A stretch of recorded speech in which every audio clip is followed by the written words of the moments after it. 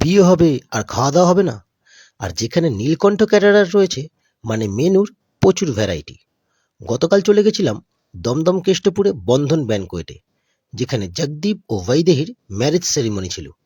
নীলকণ্ঠ ক্যাটারারের আমন্ত্রণেই সেখানে যাওয়া। ঢুকেই ডেকোরেশন ও প্লেসটা দেখে ওয়াও ফিলিং হয়। চারিদিক দারুণভাবে সাজানো। ব্রেকফাস্ট, লাঞ্চ, ডিনার সবই ছিল। ব্রেকফাস্ট লাঞ্চটা স্কিপ করে শুধু ডিনারের মেনু দেখাচ্ছি। 260 থেকে 280 জনের আয়োজন ছিল ডিনারে।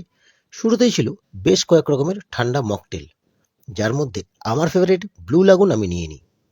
তারপর ছিল চা কফি স্টল।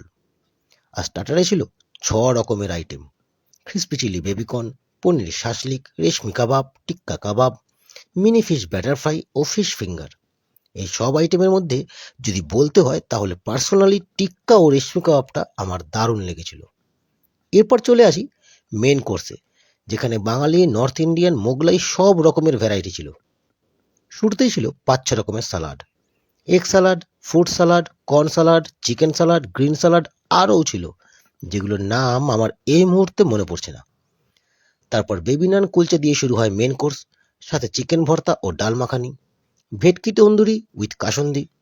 তারপর রাইসের সাথে ছিল দই কাতলা, ফ্রাইড রাইসের সাথে ছিল চিংড়ি মালাইকারি ও চিকেন বিরিয়ানির সাথে ছিল মটন কষা। একদম পারফেক্ট কম্বিনেশন, যে যেটা চাইবে সেটা খাবে। সবার কথা চিন্তা করেই এরকম মেনুর সেট আপ। তারপর চাটনি পাঁপড়। এরপর ডেজার্টে ছিল বেশ কয়েক রকমের আইটেম: নলেন গুড়ের রসগোল্লা, রাবড়ি উইথ জলেবি, মাখা সন্দেশ, মিষ্টি দই, গুলাব জামুন ও শেষে আইসক্রিম ও পান। এক কথায় সলিড মেনু। মেন কোর্সের মধ্যে এমন কোনো আইটেমই ছিল না যেগুলোর মধ্যে কম্পারিজন করতে পারবো। সব আইটেমই ছিল স্বাদে ভরপুর ও কোয়ালিটিতে এক ঘর।